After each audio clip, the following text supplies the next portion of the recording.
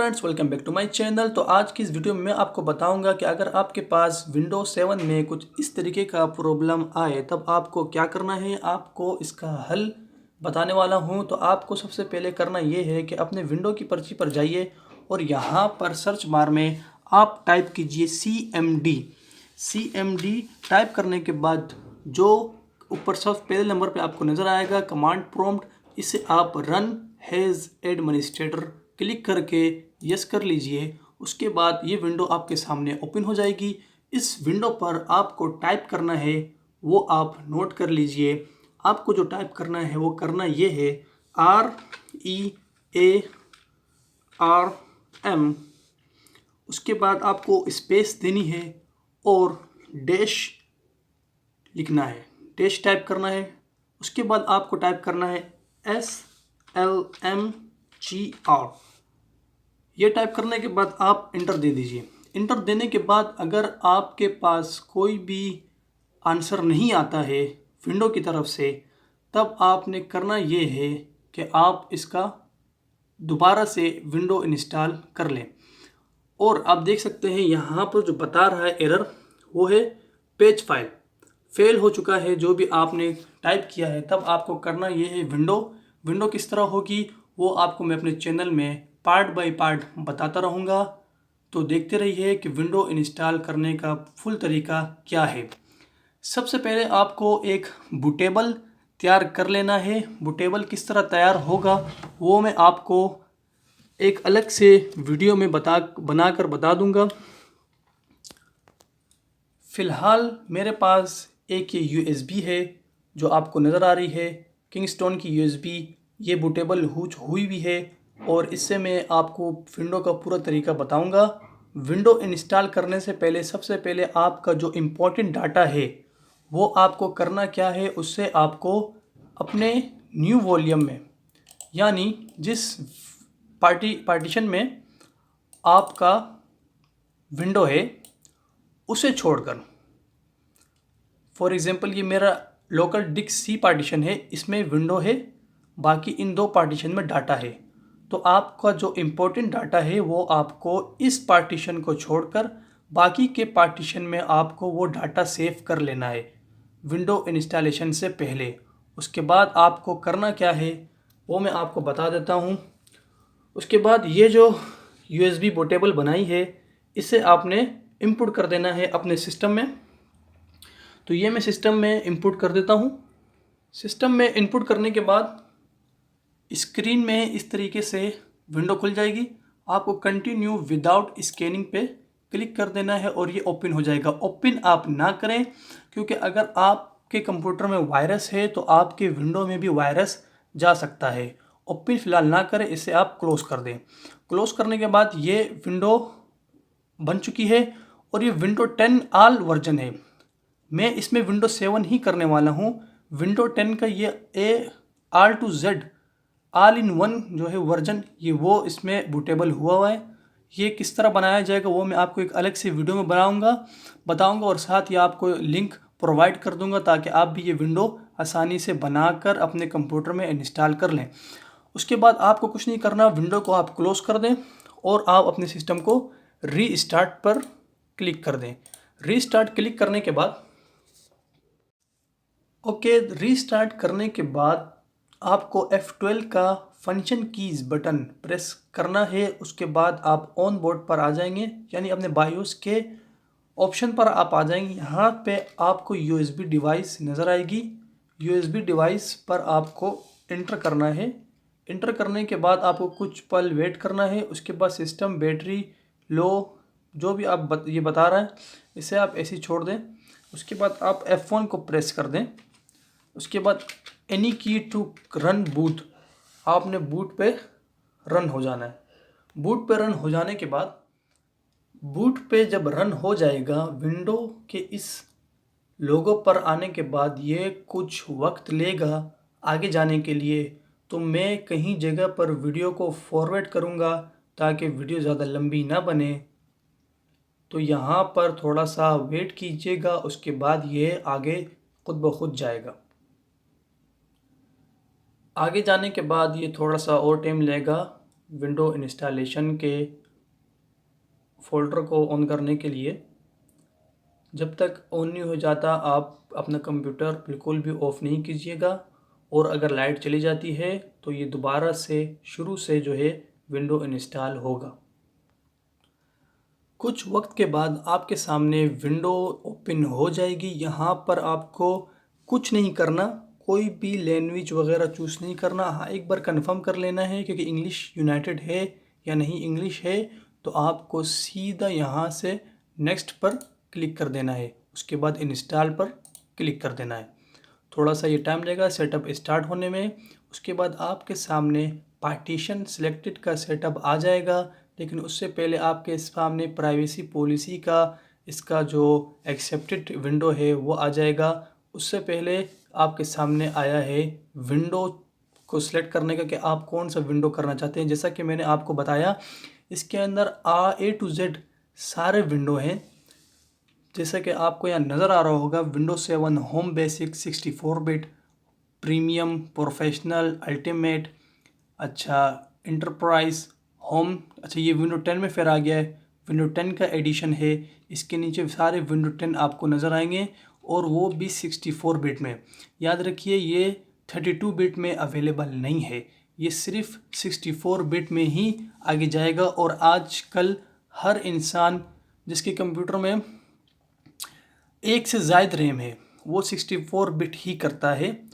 सही है, 64 बिट के नीचे कोई नहीं जाता, उसके अलावा विंडो बिल्कुल स्लो चलेगी। तो मैं इसमें से जो है विंडो 7 प्रोफेशनल 64 बिट चूज़ करूँगा, ये बेस्ट है। और आप इसके अलावा अल्टीमेट भी चूज़ कर सकते हैं। बाकी आप अपने हिसाब से जो आपका दिल करे वो आप चूज़ कर सकते हैं। इनमें अलग अलग कैटेगरी आएंगी, अलग अलग आपके सामने विंडोज़ आएंगी, अलग अलग स्टाइल होगा। तो मैं यहाँ पर प्रोफेशनल पर नेक्स्ट करता हूँ। और अगर आप विंडो 10 करना चाहते हैं तो विंडो 10 में आप यहाँ पर विंडो 10 प्रो, ये नहीं, एक मिनट, ये विंडो 10 प्रो, आपको ये देखना डिस्क्रिप्शन में क्या आ रहा है, विंडो 10 प्रो। विंडो 10 प्रो आपको कंज्यूमर एडिशन 64 बिट चूज़ करके आप लगा सकते हैं। ये गेमिंग के लिए ये विंडो बेस्ट विंडो है मेरे एक्सपीरियंस के हिसाब से। अगर आपके पास गेमिंग सिस्टम है तो आप ये ही विंडो कीजिए विंडो 10 में अगर आप करना चाहते हैं। इसके अलावा विंडो 7 में आप प्रो कीजिए, तब भी आपका बेस्ट चलेगा। हाँ, गेमिंग सिस्टम है, 4 GB रैम है, तब आप विंडो प्रो कर सकते हैं, जो आपके लिए बेस्ट होगा गेमिंग के हिसाब से। और अगर 4 से ज़्यादा रैम है तब आप विंडो 10 प्रो कीजिए। उसके बाद अब मैं इसमें करता हूँ विंडो 10 प्रोफेशनल। अब यहाँ पर आपको एक्सेप्ट लाइसेंस क्लिक करनी है। आपको एक चीज़ का ख़ास ध्यान रखना है कि ये जो एक्सेप्टेड लाइसेंस है ये कोई एरर तो शो नहीं कर रहा। यानी वो किस तरह आपको पता चलेगा, वो आपको इस तरह पता चलेगा कि यहाँ पर जो मेजरमेंट हुई हुई है, जो इंग्लिश टाइप हुआ हुआ है, वो जो परफेक्ट इंग्लिश लैंग्वेज में है यूनाइटेड स्टेट की तरफ से, बिल्कुल वो ही है, या कोई चाइनीज़ वगैरह भी जो है इसमें ऐड हो चुका है। तो वो आपको नीचे जाने की ज़रूरत नहीं है, यानी कि आप यहाँ से नीचे जाएं और चेक करें, नहीं, वो आपको यहीं पर जो है शो हो जाएगा। अगर कोई चाइनीज़ या ताइवान, जापान का कुछ भी लैंग्वेज अगर यहाँ पर आता है इंग्लिश के हट कर, तब आप समझ लीजिए कि आपके बूटेबल में कोई मसला है, तब आप आगे नहीं जाइए। बेहतर यही है कि आप यहीं से वापसी चले जाइए और बूटेबल को दोबारा से बूट कीजिए। उसके बाद मैं यहाँ पर एक्सेप्ट करके नेक्स्ट जाऊँगा। यहाँ पर आ जाता है अपग्रेड इंस्टॉल विंडो और कस्टम इंस्टॉल विंडो। ये दो चीज़ ऐसी चीज़ हैं जिसको हर कोई लोग नहीं समझ सकता। इल्म जो रखता है वो समझ जाता है कि अपग्रेड क्या है और कस्टम क्या है। अपग्रेड ये है कि आपका जो जो विंडो हुआ है पहले से, उसके ऊपर एक और विंडो हो जाएगा। अपग्रेड का मतलब ये है, यानी आपका जो विंडो हुआ है उसी को ये अपग्रेड कर देगा। और आप कस्टम में जाते हैं तो आपके सामने बहुत सारे ऑप्शन आएंगे कि भाई आप करना क्या चाहते हो। उसमें भी आप अपग्रेड करना चाहते हो, फॉर्मेट करना चाहते हो, डिलीट करना चाहते हो, वो आपके ऊपर है। तो मैं यहाँ पर कस्टम में जाऊँगा। कस्टम में जाने के बाद यहाँ पर आपके सामने पार्टीशन शो हो जाएंगी। पार्टीशन में आपको ख़ास ख्याल रखना है कि आपका जो बेसिक डाटा है वो ना उड़े। जो आपका बेसिक सिस्टम है यानी विंडो, सिर्फ वो ही उड़े, वो ही आपका नया हो। तो उसके लिए आपको चेक करना है कि भाई मेरा जो सिस्टम विंडो हुआ है पार्टीशन में, वो पार्टीशन कौन सा है। तो आप गौर कीजिए कि यहाँ पर सिस्टम लिखा आ रहा है, और अगर आपके पास प्राइमरी लिखा आता है तब आप एक काम कर लीजिएगा, विंडो करने से पहले आप आपका जो डाटा वाला पार्टीशन है ना, उससे उसका जो रीनेम है वो आप चेंज कर लीजिएगा। वो रीनेम आपका विंडो के अंदर ही जाने के बाद होगा, सही है। वो आप रीनेम कर देंगे, कुछ भी रीनेम लिख लीजिए, डाटा ही लिख लीजिए, तो आपको समझ में आ जाएगा कि ये मेरा डाटा है। इसके अलावा बाकी जितने भी हैं वो आपके विंडो का जो है पार्टीशन आ जाएगा। अब जो है यहाँ पर सिस्टम में जो लिखा आ रहा है, इससे साफ पता चलता है कि मेरे इस पीसी का जो पार्टीशन विंडो है वो यही है, तो मैं इसे फॉर्मेट करूँगा। आप याद रखिए, अगर आप नए सिरे से पार्टीशन बनाना चाहते हैं पूरी तरह डिलीट करके, तब आप इन सब को बारी बारी यहाँ से डिलीट कर सकते हैं, और अगर आप फॉर्मेट करना चाहते हैं तब आप यहाँ से इसे फॉर्मेट कर सकते हैं। पार्टीशन डिलीट करने के बाद ये जो न्यू का ऑप्शन हाईलाइट हुआ है ये ऑन हो जाएगा। उसके बाद आप न्यू पार्टीशन अप्लाई कर सकेंगे। पार्टीशन किस तरह बनाई जाती है वो मैं आपको किसी और वीडियो में बताऊंगा। फ़िलहाल के लिए मैं इसे चूज़ करता हूं और इसे मैं फॉर्मेट कर देता हूं, ताकि जो पुराना विंडो हुआ है वो पूरी तरह इरेज हो जाए, पूरी तरह ख़त्म हो जाए। ख़त्म होने के बाद अब इसमें जो पार्टीशन आ रही है, कुछ इसमें अनलोकेटेड है और कुछ इसमें पार्टीशन बनी हुई है। तो इसमें जो अनलोकेटेड है वो शो नहीं होगा, सही है, और जो पार्टीशन लोकेटेड है वो शो होगा, सही है। अब मैं इसमें नेक्स्ट करूँगा तो ये विंडो इंस्टॉलेशन में चले जाएगा, और यहाँ पर ये विंडो इंस्टॉलेशन होगा। पहले कॉपीराइट विंडो होगा, फिर गेटिंग फाइल रेडी होगा, फिर इंस्टॉलेशन फ्यूचर, फिर इंस्टॉलेशन अपडेट, फिर फिनिशिंग अप। उसके बाद आप यहाँ नीचे गौर कर सकते हैं कि यहाँ पर जो है कलेक्शन इन्फॉर्मेशन जो है वो कंप्लीट हो चुका है। उसके बाद इंस्टॉलेशन विंडो वो पूरी पट्टी जो है जाएगी आराम से। यहाँ पर आपका काफ़ी वक्त लगेगा, और अगर आप यूएसबी से करेंगे तो बहुत ही ज़्यादा वक्त लगेगा, यानी 1 घंटा आपका लग सकता है। अगर आप बूटेबल से करेंगे तो मिनिमम आधा घंटा जो है वो आपका ले सकता है। तो यहाँ पर मैं वीडियो स्किप करके आगे लेके जाऊँगा। ओके, तो इसके आगे जो आपका नंबर कंप्लीट हो जाएगा 100 के बाद, उसके बाद यहाँ पर ये इंस्टॉलिंग अपडेट पर आएगा। उसके बाद आप देख सकते हैं window need to restart to continue.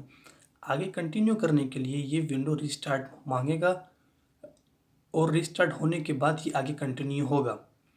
अब आप देख सकते हैं कि ये रिस्टार्ट की तरफ जाएगा, और अगर आपका बूटेबल यानी आपका जो बायोस है वो ऑटोमेटिक आपको बूटेबल को उठा लेता है, जैसे यहाँ पर मुझे F12 प्रेस करना पड़ता है, और अगर F12 प्रेस नहीं करता हूँ तो ये यूएसबी पर नहीं जाएगा, और अगर मैं F12 के बिना करूँगा तो जाहिर सी बात है ये आगे चला जाता है। कुछ इस तरीके का अगर आपके पास प्रॉब्लम आता है कि आपका बूटेबल ऑटोमेटिक ये उठा लेता है, तब आपको इस रीस्टार्ट से पहले, यानी रीस्टार्ट में जाए, स्क्रीन आपका ब्लैक हो, उससे पहले आपको अपना यूएसबी आउट कर लेना है अपनी पीसी से। जब आप आउट कर लेंगे उसके बाद जिस तरह यहाँ पर सेटअप इज़ स्टार्टिंग सर्विस आ रहा है, ये आपके पास नहीं आएगा, सही है। आउट करने के बाद जब आपके पास विंडो का जो फ्लैग है वो शो होने वाला होगा, तब आपको वो यूएसबी दोबारा इनपुट कर देना है अपने कंप्यूटर में। उसके बाद ये आगे कंटिन्यू कर पाएगा। और अगर आप ऐसा नहीं करते हैं, यूएसबी निकालना भूल जाते हैं, तब आपका ऑटोमेटिक दोबारा से विंडो री इंस्टॉल होना शुरू हो जाएगा। इस बात का आप ख़ास ख्याल रखिएगा। अब यहाँ पर ये कंप्लीट इंस्टॉलेशन करता है, जब तक कि मैं वीडियो को स्किप करता हूँ और सीधा आपको आगे लेके चलता हूँ। फिर से ये एक बार रीस्टार्ट होगा। रीस्टार्ट होने के बाद सेटअप आफ्टर कंटिन्यू होगा। उसके बाद setup preparing your computer for first use, उसके बाद आपका ये चलेगा। फिर आगे ये अपना वर्क चालू रखेगा। आप देख सकते हैं वर्क चालू करने के बाद ये आपको डेस्कटॉप की तरफ ले जाएगा। डेस्कटॉप की तरफ वेलकम करने के बाद ये वहाँ पे भी एक बार प्रिपेयरिंग डेस्कटॉप करेगा। उसके बाद आपको डेस्कटॉप की तरफ एंटर देगा। तो यहाँ पर वीडियो को स्किप, अच्छा, उसके बाद ये विंडो आपके सामने शो हो जाएगी। यहाँ पर आपको टाइप करना है अपने कंप्यूटर का नाम, यानी जो आप अकाउंट को नेम देना चाहते हैं उस अकाउंट का नाम आपको यहाँ पर टाइप करना है। फॉर एग्जांपल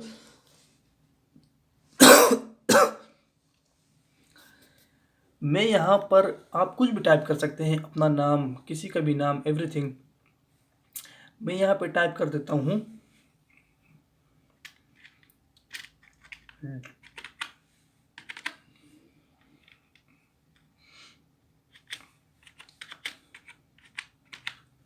मैंने यहाँ पे टाइप कर दिया डेल 7 प्रो।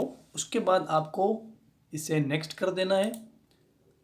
नेक्स्ट करने के बाद यहाँ पर सेटअप पासवर्ड, अगर आप पासवर्ड रखना चाहते हैं अपने पीसी में तो आप यहाँ पर पासवर्ड रख सकते हैं, और अगर आप स्किप करना चाहते हैं तो यहाँ से आप नेक्स्ट कर दीजिए, ये स्किप हो जाएगा। उसके बाद यहाँ पर एक्टिवेशंस प्रोडक्ट की मांगेगा, और अगर आपके पास ये नहीं है तो आप इसे इसी तरह नेक्स्ट कर दीजिए या स्किप कर दीजिए। सही है। अच्छा, इसे एक्टिव कैसे करेंगे वो भी मैं आपको बताऊंगा। पहले हम आगे चलते हैं। यहाँ पर पूछेगा help product your computer and improve window automatically. आपकी हेल्प करना चाहता है जो भी है इंटरनेट से फलाना, तो आप इसे कुछ भी नहीं कीजिए, यहाँ पर आस्क मी लेटर पर क्लिक कर दीजिए, और जो आपका टाइम डेट है उसके मुताबिक आप अपना टाइम डेट जो है वो सेट करने के बाद यहाँ पर आप नेक्स्ट कर दें। नेक्स्ट करने के बाद फिनिशिंग करेगा आपकी विंडो को। उसके बाद ये आपको डेस्कटॉप की तरफ ले जाएगा।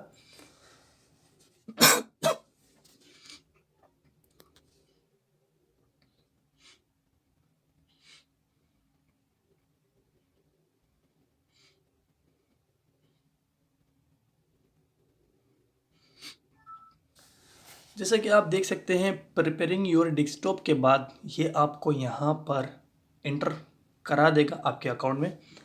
उसके बाद आगे आपको क्या करना है वो मैं आपको कंप्यूटर के स्क्रीन में बताता हूँ।